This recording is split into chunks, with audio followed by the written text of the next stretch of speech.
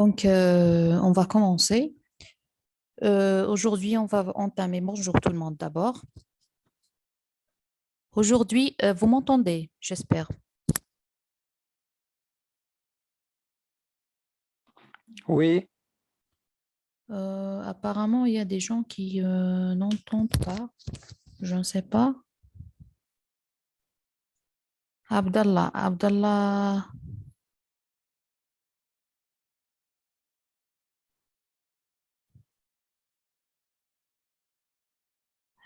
كاين صوت ذكا. راك تسمع؟ Tu es là. ما كنتش نهدر أنا كنت ساكتة. D'accord. On va ça commencer. marche, ça marche. D'accord. On commence donc. Donc aujourd'hui, on va entamer l'une des fonctions sensorielles les plus importantes, c'est l'audition. Comme plan du cours, on va voir d'abord une introduction, rappel physique qui concerne le son, et puis un petit rappel anatomique. Après, c'est la physiologie de l'oreille interne et c'est la partie la plus importante. Et puis les voies auditives centrales, le cortex auditif et les pathologies, c'est-à-dire les surdités.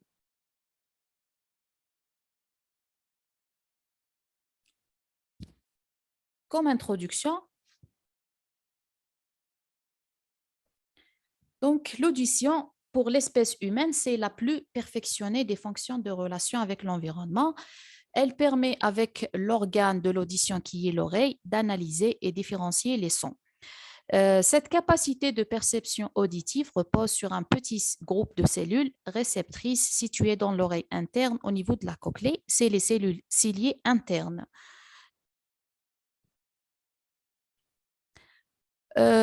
Pour le rappel des notions physiques, je ne sais pas, est-ce que vous l'avez déjà fait en biophysique ou non, mais c'est juste un petit rappel. Le son représente des ondes de pression générées par des vibrations des molécules du milieu où il se propage. Donc, il faut avoir des molécules pour que le son puisse se propager. Et d'ailleurs, on n'a pas de propagation du son dans le vide. Il consiste en quoi? C'est une alternance de zones de compression ou bien une pression élevée et de raréfaction ou bien une pression faible. C'est la partie audible du spectre des vibrations acoustiques, comme la lumière représente la partie visible du spectre des vibrations électromagnétiques. Donc le son, c'est la partie audible qu'on peut entendre des vibrations acoustiques. Pour une température de 20 degrés, la vitesse de propagation de l'onde sonore dans l'air est d'environ 343 mètres par seconde. Dans un milieu tel que l'eau, l'onde sonore se propage à 1500 mètres par seconde. La vitesse augmente pour des matières plus solides telles que l'acier, où la vitesse de propagation des ondes sonores est de 6000 mètres par seconde. Donc, plus la masse volémique augmente, plus la vitesse de propagation des ondes acoustiques augmente. Et cette vitesse de propagation des ondes sonores est inversement proportionnelle au coefficient de compressibilité de la matière. Ainsi, dans le vide, dépourvu de toute matière, aucune onde sonore ne peut se propager, contrairement à la lumière qui peut se propager dans le vide, bien sûr. Donc, vous remarquez que la vitesse de propagation des ondes acoustiques, elle est proportionnelle à la masse volémique et inversement proportionnelle au coefficient de compressibilité du milieu. C'est juste des notions physiques. Et comme tous les phénomènes ondulatoires, les ondes sonores sont caractérisées par la fréquence, qui est le nombre de cycles par seconde, ou bien dans l'unité et le hertz. C'est le nombre de périodes par unité de temps. C'est grâce à cette fréquence qu'on peut définir les sons aigus et graves. La période, c'est quoi? C'est l'inverse de la fréquence exprimée en secondes et c'est l'intervalle de temps qui sépare deux états vibratoires identiques, c'est-à-dire qui sépare par exemple deux états de compression successive ou bien deux états de raréfaction successive d'un point du milieu où le son se propage, bien sûr. L'amplitude, c'est quoi? C'est aussi l'intensité exprimée en décibels et c'est grâce à cette intensité qu'on peut définir les sons forts et les sons faibles. La longueur d'onde, c'est quoi? C'est la distance parcourue par l'onde pendant une période. Donc voilà, le son, comme on l'a déjà défini, c'est la vibration du milieu, c'est surtout l'air. On a donné les exemples des autres milieux pour que vous puissiez comprendre que la vitesse diffère, elle est constante, mais diffère d'un milieu à l'autre. L'intensité, elle est exprimée en décibels. La fréquence, c'est le nombre de cycles par seconde et c'est l'inverse de la période. La célérité ou bien la vitesse dépend de la compressibilité du milieu. Elle est égale à presque 330 mètres par seconde si le milieu est représenté par l'air. La propagation se fait avec une vitesse constante, mais elle est variable d'un milieu à l'autre.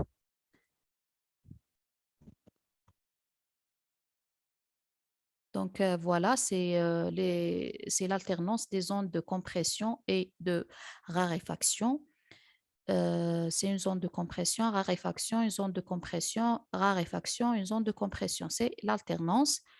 Voilà, c'est la longueur d'onde. Euh, et la période, c'est le temps qui sépare deux états identiques. Là, par exemple, vous avez un état de compression. Là, c'est un état de compression. Le temps qui les sépare, c'est la période. La fréquence, c'est le nombre de cycles par seconde. Donc, voilà, c'est la période. C'est le temps qui sépare deux états identiques. Là, c'est un état de compression et là, c'est un état de compression. Toujours dans le rappel, le son pur, c'est quoi? C'est un son qui est constitué d'une seule fréquence. Par exemple, une fréquence de 5000 Hz, une seule fréquence définit un son pur. Alors que les sons complexes sont des sons qui sont constitués de plusieurs fréquences. On définit les sons complexes périodiques ou musicaux comme les sons constitués d'une série de sons purs, c'est-à-dire une seule fréquence, et les sons complexes non périodiques, euh, c'est le bruit, c'est-à-dire qu'il n'y a pas de fréquence caractéristique. La hauteur d'un son, elle est définie par la fréquence. On dit qu'un son est de basse fréquence, c'est-à-dire c'est un son grave. Un son de haute fréquence, c'est un son aigu. Le timbre d'un son, comment on peut définir ou bien différencier le timbre d'un son? Euh, c'est euh, c'est une caractéristique qui nous permet de différencier les sons qui sont de même fréquence, de même amplitude, mais qui sont émis par des instruments de musique différents. Par exemple, vous entendez un son émis par un piano, un son émis par un guitare, ils sont de même fréquence et de même amplitude, mais vous pouvez dire que ce son-là provient du piano et l'autre provient du guitare, et c'est ça le timbre. Là, on vous donne des exemples des sons aigus et des sons graves. Euh, c'est une sinusoïde qui représente un son pur dont la fréquence est 3000 Hz, c'est-à-dire 3000 cycles par seconde. Là, c'est un son pur aigu, c'est-à-dire sa fréquence, elle est élevée. Le son grave, il est représenté par cette sinusoïde, c'est juste un exemple, dont la fréquence est de 300 Hz, c'est-à-dire 300 cycles par seconde. C'est une basse fréquence, c'est pourquoi on le définit comme un son grave. Euh, sur cette sinusoïde, on a deux types de sons qui sont de même fréquence, mais vous remarquez la courbe en bleu, elle a une faible amplitude ou bien une intensité faible, ce qui définit un son faible. Celle en noir, elle a une grande amplitude ou bien une grande intensité, c'est un son fort. Mais les deux sont de même fréquence qui est de 300 Hz. Le spectre audible, toujours dans les rappels, chez l'homme, le spectre audible, il est situé entre 20 et 20 000 Hz. La parole humaine, elle est située entre 2000 et 5000 Hz. 2000 et 5000 Hz. Le seuil de la douleur, il est de 130 décibels, c'est-à-dire un son dont l'intensité est supérieure à 130 décibels, il devient douloureux pour l'oreille humaine et nuisible même, et ça peut même entraîner des lésions des cellules réceptrices au niveau de la cochlée. La gamme des intensités audibles chez l'être humain, elle est située entre 4 et 130 décibels. On a déjà dit que supérieur à 130, ça devient nuisible et peut entraîner des lésions des cellules réceptrices au niveau de la cochlée.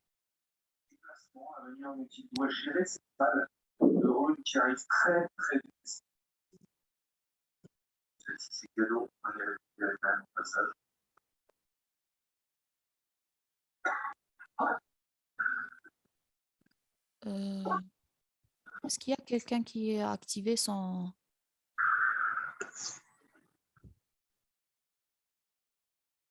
Merci de désactiver vos microphones.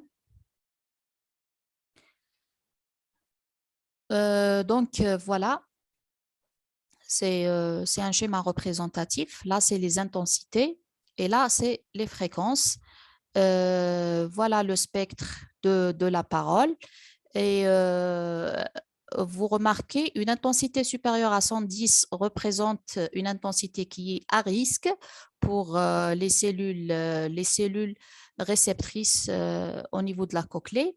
Et supérieure à 130 décibels, c'est la zone de la douleur. Donc, le son là devient douloureux, très nocif et nuisible pour les cellules réceptrices. Maintenant, dans le rappel anatomique, bien sûr, l'organe de l'audition, c'est l'oreille. L'oreille peut être composée en trois parties. On a l'oreille externe, l'oreille moyenne et l'oreille interne. On va bien sûr entamer partie par partie. On commence d'abord par l'oreille externe. L'oreille externe est composée essentiellement du pavillon et le conduit auditif externe. Donc, le pavillon sert d'antenne acoustique, c'est-à-dire il permet de collecter ou bien de collecter les différents stimuli sonores. Le conduit auditif externe, il joue le rôle de résonateur.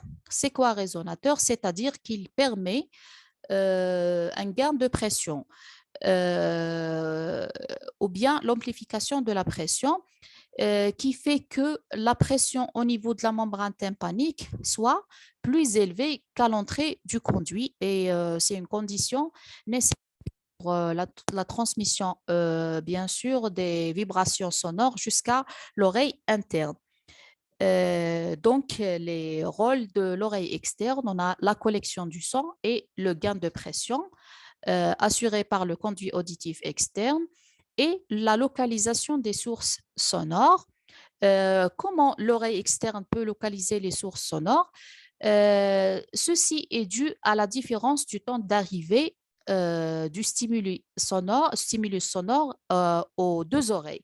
Par exemple, vous avez un bruit ou bien un stimulus sonore qui est situé à droite. Vous l'entendez soudainement, vous tournez à droite. Euh, Comment vous puissiez dire que la source sonore est située à droite? Parce que, bien sûr, les voies auditives centrales et le cortex interviennent, mais la première partie ou bien le premier élément qui participe à cette localisation, c'est l'oreille externe. Pourquoi? Parce que le temps d'arrivée de ce stimulus sonore est différent. C'est-à-dire, vous allez percevoir le stimulus sonore par l'oreille droite avant qu'il n'arrive à l'oreille gauche. Euh, et aussi, puisque le stimulus sonore il est situé à droite, son amplitude va être supérieure du côté droit que le côté gauche. Et comme ça, vous allez vous dire que voilà, j'entends un bruit qui vient du côté droit. Parce que le temps d'arrivée du stimulus sonore vers l'oreille droite vient avant. Bien sûr, le son arrive vers l'oreille droite avant l'oreille gauche et puis l'amplitude ou bien l'intensité de ce son elle est supérieure du côté droit que du côté gauche. C'est comme ça que l'oreille externe participe à la localisation des sources sonores. Après, on va voir l'oreille moyenne. L'oreille moyenne représentée principalement par ce qui nous intéresse beaucoup plus, c'est la physiologie de l'oreille interne. Pour l'oreille externe et moyenne, on va essayer de passer brièvement. Donc, pour l'oreille moyenne, elle est représentée par le tympan, la chaîne des osselets. Elle permet donc la conduction des vibrations sonores jusqu'à l'oreille interne, c'est-à-dire la cochlée. Et elle permet aussi un gain de pression. Donc, à chaque étape, il y a une amplification du stimulus sonore pour que les phénomènes de transduction s'effectuent au niveau de l'oreille interne. Donc, à chaque étape et à chaque partie, on a une amplification des vibrations sonores. Donc, voilà. L'oreille moyenne, elle permet le transfert du sang du milieu aérien au milieu liquide de la cochlée, c'est-à-dire le milieu aérien au niveau du conduit auditif externe jusqu'au milieu liquidien de la cochlée. Le tympan transmet les vibrations aux osselets et puis la chaîne ossiculaire, elle permet une adaptation d'impédance qui est faible au milieu aérien, élevée au milieu liquidien et permet aussi la transformation des vibrations aériennes en variations de pression liquidienne au niveau de l'oreille interne.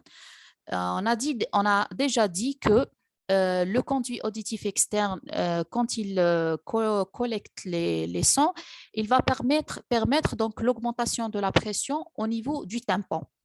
Le tympan va transmettre cette pression à la chaîne des osselets et à son tour, la chaîne des osselets va transmettre cette pression à la fenêtre ovale pour qu'il y ait donc euh, une variation de pression au niveau des liquides internes, liquides de l'oreille interne.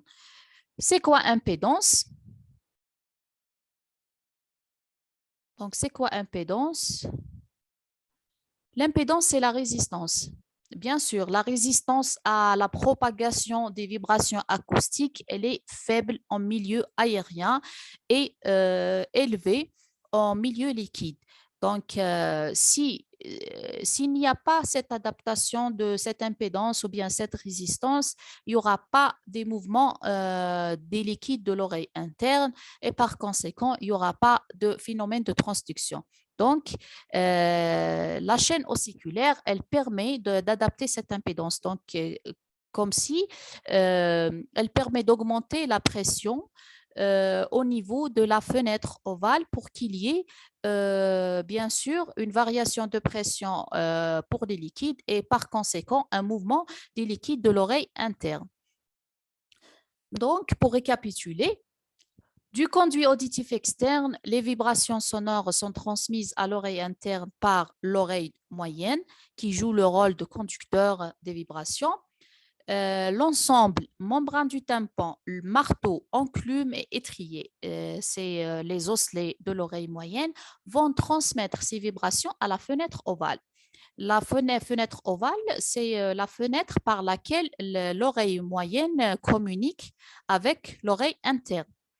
On a dit que la chaîne des osselets permet un gain de pression pour qu'il y ait une grande pression au niveau de la fenêtre ovale, pour qu'il y ait bien sûr un mouvement des liquides au niveau de l'oreille interne. Tous ces phénomènes sont importants pour qu'on arrive à la transduction, c'est-à-dire la transformation des phénomènes mécaniques, qui sont les vibrations acoustiques, en phénomènes électriques ou bien en influx nerveux qui va être bien sûr transmis au système nerveux central et afin d'être interprété et transformé en une perception auditive consciente. Le gain assuré par l'oreille moyenne donc, dépend de la fréquence du son et il est d'environ 30 décibels pour les fréquences moyennes. C'est-à-dire quand la fréquence des vibrations sonores elle est entre 1000 et 2000 Hertz, on va gagner 30 décibels de plus, c'est-à-dire entre le conduit auditif externe et l'oreille moyenne, pour qu'il y ait un mouvement des liquides de l'oreille interne. Donc, sans cette condition, on n'aura pas de mouvement de liquide de l'oreille interne et on n'aura pas de phénomène de transduction. C'est-à-dire que le stimulus sonore ne va pas être interprété sans qu'il y ait de mouvement des liquides de l'oreille interne. La différence entre la force qui s'exerce sur la fenêtre ovale et celle qui s'exerce sur la fenêtre ronde, c'est elle qui induit le mouvement des liquides de la cochlée. Donc, la force au niveau de la fenêtre ovale est supérieure à la force au niveau de la fenêtre ronde en raison du gain de pression assuré par l'oreille moyenne. Donc, voilà. Bien sûr, on a des schémas qui sont plus explicites. Donc là, c'est la fenêtre ovale et là, c'est la fenêtre ronde.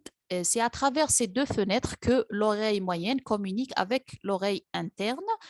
Donc, la pression au niveau de cette fenêtre qui est transmise par la chaîne ossiculaire, elle est supérieure à celle au niveau de la fenêtre ronde qui sert d'échappement de pression.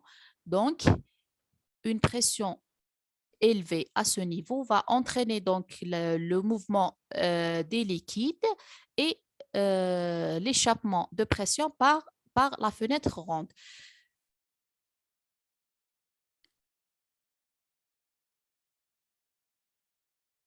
Donc, l'essentiel pour vous, pour récapituler, il faut garder en tête que le rôle de l'oreille externe, c'est la collection du son, gain de pression et la localisation de la source sonore.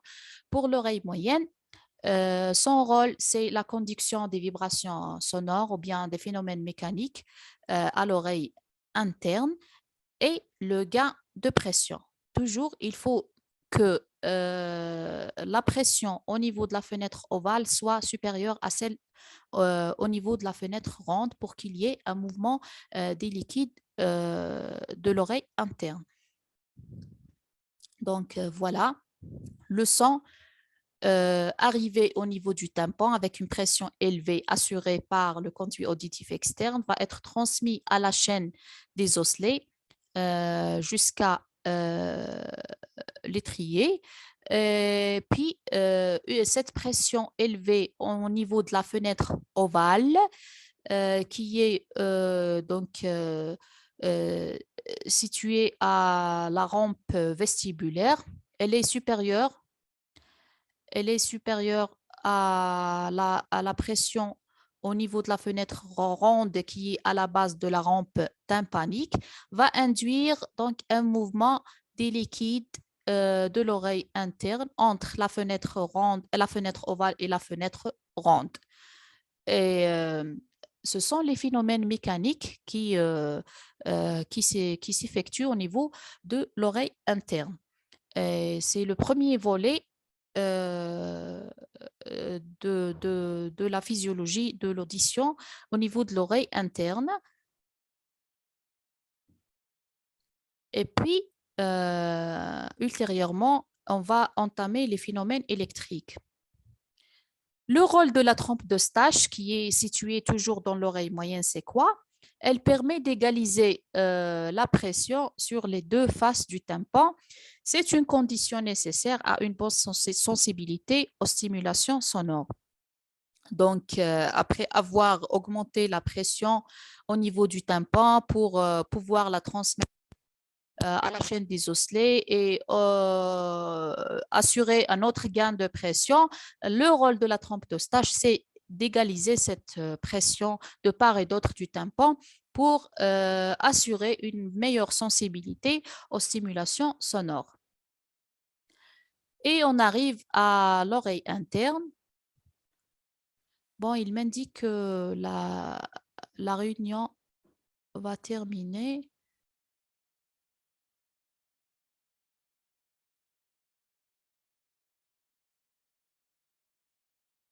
Donc,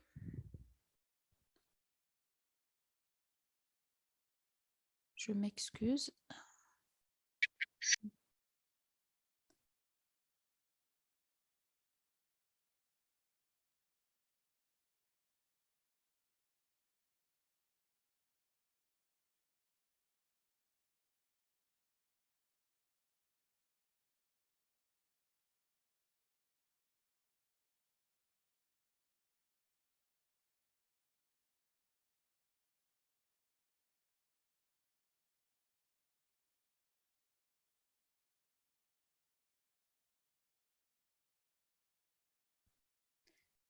On continue.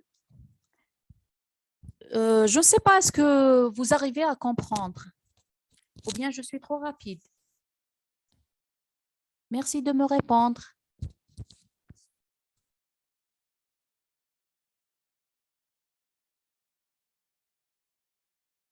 Allô, les participants, vous arrivez à suivre?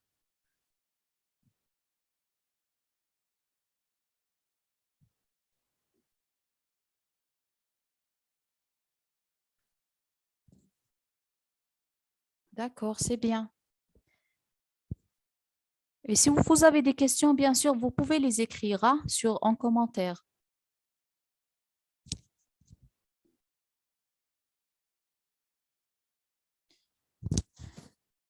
Donc, je pense on doit renouveler parce qu'il reste moins d'une minute. Docteur Bourourou, vous êtes là? Oui, sinon fermer la session et Je préfère, oui, parce réouvrir une que autre. comme ça, je fais l'oreille interne en totalité. Bon, D'accord. Et j'arrête c'est le. ce qui est important, surtout sur le... Bon, donc j'arrête le partage, c'est ça? Arrêtez le partage, fin de la session, puis D'accord, réouverture. d'accord.